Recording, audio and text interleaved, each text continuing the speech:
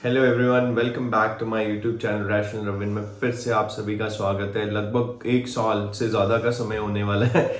मेरा YouTube monetization भी demonetise हो चुका है, तो बहुत लंबे गैप के बाद आप लोगों के साथ फिर से दोबारा से बात करने का मौका मिल रहा है और बड़ा अच्छा लग रहा है। काफ़ी टाइम बाद अपनी वीडियो वापस बना रहा हूँ। तो आज हम बात करेंगे स्ट्रेस। तो स्ट्रेस को हम कह सकते हैं पॉजिटिव भी होता है, नेगेटिव भी एक पॉइंट पे स्ट्रेस बन जाता है। तो सम टाइम मोटिवेटिंग रहता है और सम टाइम यही स्ट्रेस आपको डिप्रेशन में भी डाल देता है। तो अभी क्योंकि करंट सिनेरियो ये है कि सभी को पता है कि फेब है ना, मिड ऑफ मंथ से बोर्ड के एग्जाम्स लगभग स्टार्ट हो जाएंगे। तो पेरेंट्स के लिए बड़ी स्ट्रेसफुल कंडीशन रहती है, specially for all those parents जिनके बच्चे थोड़ा पढ़ाई में वीक होते हैं, उतना अच्छा स्कोर नहीं कर पाते जितना उनका पोटेंशियल टैप्ड होता है। तो नॉर्मली मैंने अपने पास्ट लाइफ के टीचिंग एक्सपीरियंसेस में एक चीज़ नोट की है कि लगभग हर एक बच्चा जिसका जो इस चीज़ में डिफरेंशिएट कर सकता है कि ये मेरा घर है, ये मेरा घर नहीं है, ये मेरे पेरेंट्स हैं, ये मेरे पेरेंट्स नहीं हैं, और ये चीज़ मेरी है और ये चीज़ मेरी नहीं है। तो इतना सफिशिएंट होता है, भगवान लगभग सभी बच्चों को सेम माइंडसेट के साथ पैदा करता है।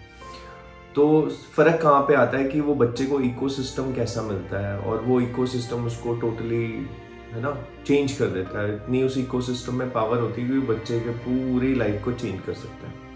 अब बड़ा सिंपल सा एग्जांपल है कि पीछे एक साउथ अफ्रीका में शायद एक बच्चा मिला।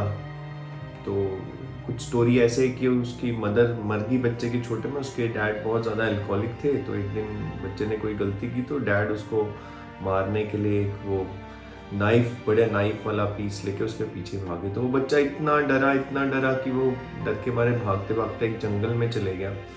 और क्योंकि वो इतना under the effect of fear था, बहुत ज़्यादा था, तो उसने कुछ नहीं देखा, बस वो भागता रहा। उसको जो रास्ता मिला, एंड में जाके वो थक गया। थक के वो बेचारा पेड़ के नीचे बैठ गया। बैठने के बाद वो उसको नींद आ गई। तो ऑल ऑफ सडन उसको क्या पता लगता है कि जंगल से निकलने का रास्ता उसको नहीं पता। और जब वो घुसा तो वो फियर में था, वो बस भागता रहा कि जान बचानी है। तो सडनली क्या पता लगता है कि वो बच्चा छोटा होता है, तो सारे वो जिस एरिया में जहाँ पे वो लेटा होता है, सो चुका होता है थक के, तो उसके आसपास बहुत सारे मंकीज़ होते हैं। तो मंकीज़ आते हैं और मंकीज़ बड़े स्ट्रेंजली उस बच्चे को ऑब्जर्व करते हैं। धीरे धीरे उनका आपस में कनेक्ट बनता है और वो बच्चा उन मंकीज़ के इकोसिस्टम में वो डेवलप होता है।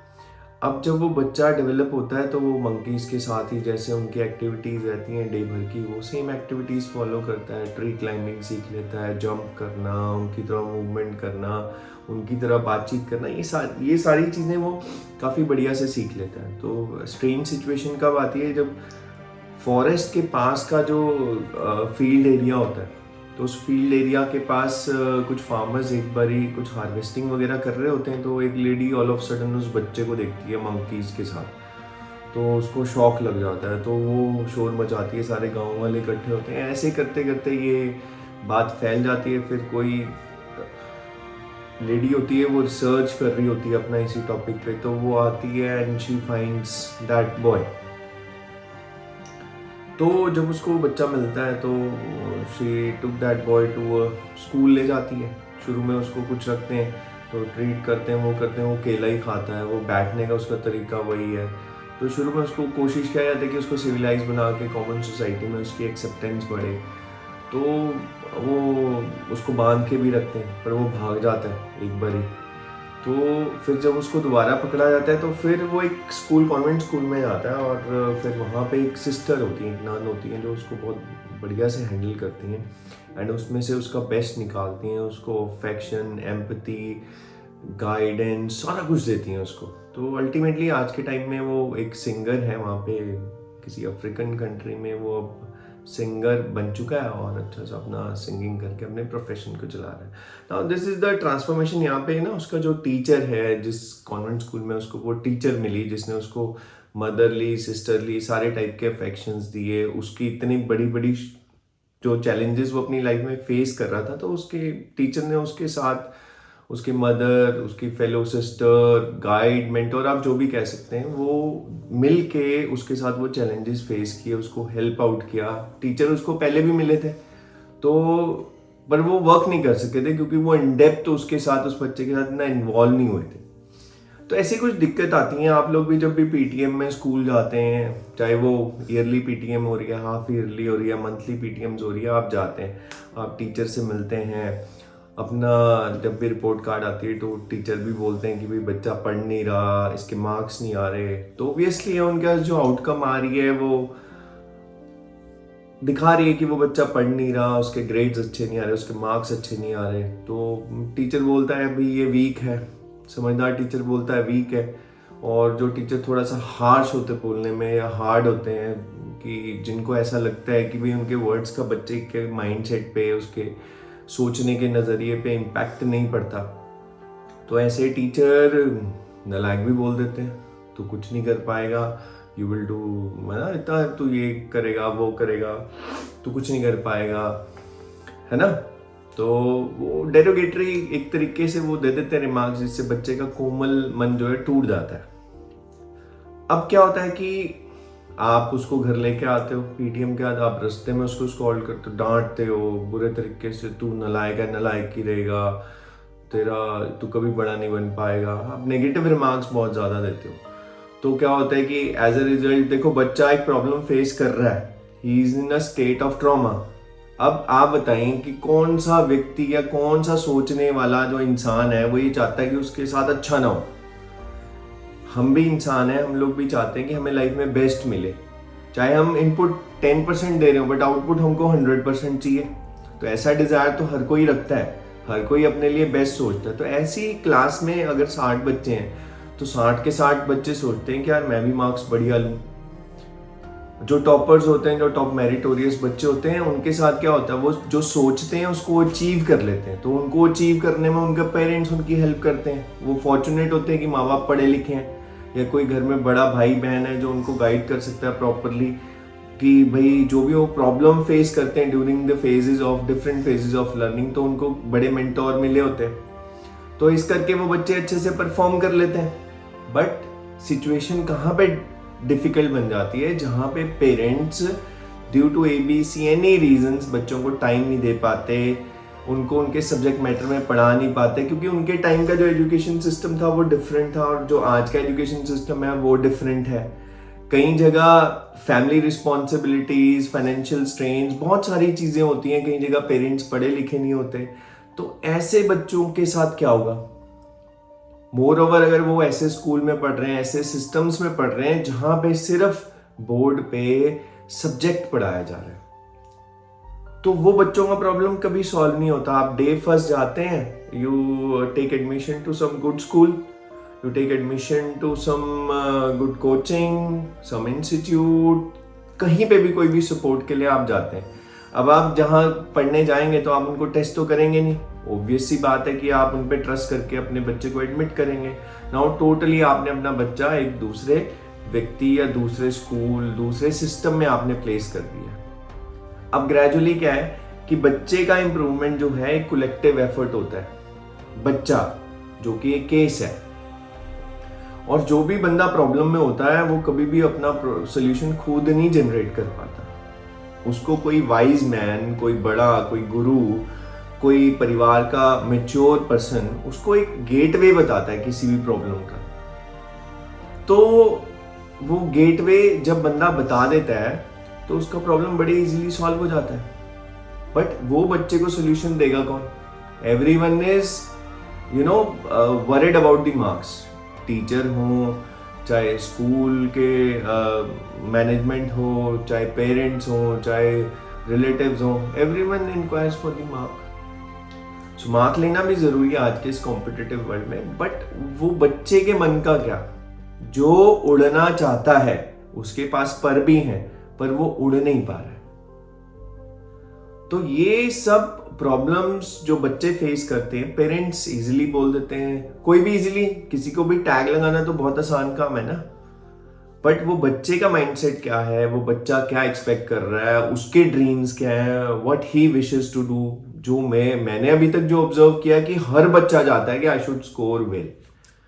The thing which they need is कि उनके साथ बैठ के कोई उनकी प्रॉब्लम को फर्स्ट आइडेंटिफाई करे, आइडेंटिफाई करके फिर उनसे कम्युनिकेट करे, कम्युनिकेट करके एक सोल्यूशन जनरेट करे। अब ऐसा नहीं होता कि बच्चा कोई गलती करे और आप आगे सीधे बोलेंगे बेटे इसको ऐसे नहीं करना, इसको ऐसे किया कर। That is not going to generate a solution. You have to, teach your kids passively. Indirect तरीके से आपको सिखाना है। मान लीजिए बच्चे ने आज एक गलती कर दी, ही कमिटेड अ बिग मिस्टेक। अब दो तरीके हैं कि आप रिपोर्ट कार्ड लेने गए एंड लेट अस से द एग्जांपल ऑफ बच्चों को मैथ का फोबिया बहुत होता है, तो मैथ में स्कोर्ड 80 में से he got is around let us से 10 मार्क्स। तो 10 मार्क्स लिए, तो जब उस बच्चे ने 10 मार्क्स लिए तो टीचर ने बोला ये तो बहुत नालायक है जी, पढ़ता नहीं है, ये नहीं है, वो नहीं, और आपने भी गुस्सा चढ़ा, आपने उसको पूरे क्लास के सामने डांट दिया, वो कर दिया, घर पे आए, फिर आप उसको वहाँ पे भी डांट रहे हो, उसको धमकियाँ दे रहे हो, तेरे ये कर, ट्यूशन बंद कर दूंगा, तेरे को सारी फैसिलिटीज देना बंद कर दूंगा। तो उसमें आप उसको डरा रहे हैं, उसका प्रॉब्लम नहीं सॉल्व हो रहा। उसका प्रॉब्लम क्या है? उसका सब्जेक्ट को लेके फोबिया, वो कैसे दूर होगा? रेदर देन अगर आप उसको अलग तरीके से ट्रीट करते हैं, उसके 10 नंबर जो आए उसको आप इग्नोर करते, आप आराम से उसको लेके जाते, आराम से बिठाते कहीं पे, कुछ उसकी जो फेवरेट चीज है वो उसको खिलाते एंड देन इंटरेक्ट करते उससे। या हो सकता है कि चलो उस टाइम एनवायरनमेंट नहीं बना, तो उस टाइम वो बच्चे को भी पैनिक हो रखा है, क्योंकि बच्चा तो स्ट्रेस में आएगा ही ना कि मेरे मार्क्स कम आए, क्योंकि वो भी एक्सपेक्ट करता है अपने आप से। अब एक्सपेक्ट वो 100 कर रहा है, इनपुट भी वो देना चाहता है, बट उसको पता ही नहीं इनपुट देना कैसे, what is the process to give the input. तो इसमें क्या होते हैं, एल्डर्स हेल्प करते हैं, वो चाहे टीचर होते हैं, गुरु होते हैं, आप कुछ भी कह लो, चाहे पेरेंट्स होते हैं। ये जरूरी नहीं कि पेरेंट्स पढ़े लिखे ही हों तब भी बहुत अच्छा गाइड करेंगे, ऐसा नहीं होता। बाय वर्च्यू ऑफ एक्सपीरियंसेस जो बंदा अपने लाइफ से गेन करता है, उससे भी वो अपने बच्चों को, अपनी सोसाइटी में अपने से सेम एज वालों को या अपने से छोटों को गाइड कर सकता है। तो अब अगर हम चाहे उस बच्चे से, कभी वो मान लीजिए आपके साथ फिर मार्केट जा रहे हैं, आप कहीं लेके जा रहे हैं, आपको लगा कि यार इसका माइंड बहुत अच्छी स्टेट में है, तो आप वो बात डाल सकते हैं। बड़ा सिंपल सा एग्जाम्पल है, किसान है, एक बारी की फसल जब वो हार्वेस्ट कर लेता है, तो नेक्स्ट टाइम के लिए वो अपने खेत को कैसे रेडी करता है? वो सूखे हुए खेत में कभी बीज नहीं डालता। क्यों नहीं डालता? क्योंकि सूखे हुए खेत में बीज वो डालेगा, वो बीज सूख जाएगा, उससे वो कभी भी पौधा से वो वृक्ष नहीं बन पाएगा। So what he does is he first cultivates the land, मतलब वो लैंड को पूरा हल लगाता है, उस पर ट्रैक्टर चलाता है, सारी मिट्टी के ऊपर एंड नीचे करता है, उसके बाद वो और जो भी प्रोसेस है वो फॉलो करता है। एंड में फिर वो उस लैंड को मतलब ऐसा ट्रीट करता है, उसके बाद वो उसको बीज डालने लायक बनाता है, बीज डाल देता है, बीज डालने के बाद फिर उसकी टेक केयर करता है and finally he gets the result what he wants. So actually problem क्या है कि हम लाइफ में बहुत सारी चीजें बहुत क्लोजली ऑब्जर्व करते हैं, देखते हैं, बट इनडायरेक्टली हम लाइफ से उसको रिलेट नहीं करते। अल्टीमेटली जो भी हमारे आसपास जो भी कुछ चल रहा है वो हमको लेसन ही तो दे रहा है, हम अपने आसपास के एनवायरनमेंट से ही तो सीखते हैं ना। ऐसा एग्जाम्पल दिया जाता है कि फलदार वृक्ष झुकता है, सूखा वृक्ष अकड़ा रहता है। तो हम बहुत जगह ऐसा एग्जाम्पल स्टेट करते हैं कि आपको विनम्र होना चाहिए, आपको मतलब अगर आप ज्ञानवान हैं तो आप में विनम्रता उतनी ज्यादा होनी चाहिए, और अगर आप ज्ञानहीन हो तो आप फिर ऐसे अकड़ के रहोगे। तो ये सारे कुछ एक एग्जाम्पल जो हम रेगुलर इंटरवल्स पे देते रहते हैं। तो पेरेंट्स के लिए बड़ा इंपॉर्टेंट है कि आप अपने बच्चे को रेगुलरली मोटिवेटेड रखें। आपका प्यार से उनकी पीठ पर रखा हुआ हाथ, उनके गलती करने के बावजूद जब आप बैठ के उनके साथ कम्युनिकेट करते हैं, अगर तो ये आप बहुत छोटे से कर रहे हैं तो ऐसा कोई चांस ही नहीं कि आपका बच्चा कोई इतनी बड़ी मिस्टेक कर देगा कि जो फिर बोलते हैं ना जिसका पछतावा भी नहीं हो सकता। तो ऐसी सिचुएशन आएगी नहीं, but you need to communicate. आपको ये नहीं सोचना चाहिए कि ये मेरी औलाद है, मैं इस पे पैसे स्पेंड कर रहा हूँ, I am investing on my kids and मुझे बदले में रिटर्न चाहिए। वो एक सेपरेट इंडिविजुअल है, हो सकता है आप बहुत इंटेलिजेंट हो, उसका एप्टीट्यूड उतना फास्ट ना हो, और हो सकता है कि आप उतने इंटेलिजेंट ना हो बट वो बहुत फास्ट हो। सो एक डिफरेंट इंडिविजुअल है, उसका सोचने का तरीका अलग है। आपको रेड पसंद है, उसको ब्लैक पसंद है, वो उसका टेस्ट है। So he is not bound to behave in the same manner as you require. What you can do is you can be very good and friendly with your kids. You can communicate with them in a very good manner. और आप जब एक अच्छे तरीके से, जब मैंने बताया कि फर्टाइल लैंड में जब आप वो बीज डालते हैं तो वो प्रोडक्टिव बहुत अच्छी यील्ड देता है। तो इसी तरीके से जब वो बच्चे के मार्क्स कम आए, आप उसको इमीडिएटली समझाएंगे, वो नहीं समझेगा, बिकॉज उसका उस टाइम वो दूसरे ट्रांस में है।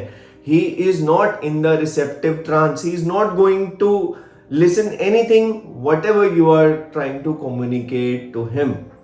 So give him a space of time. जब लगे कि वो बहुत फर्टाइल कंडीशन में उसका ब्रेन है, उस टाइम उससे डायरेक्टली भी नहीं, इनडायरेक्टली।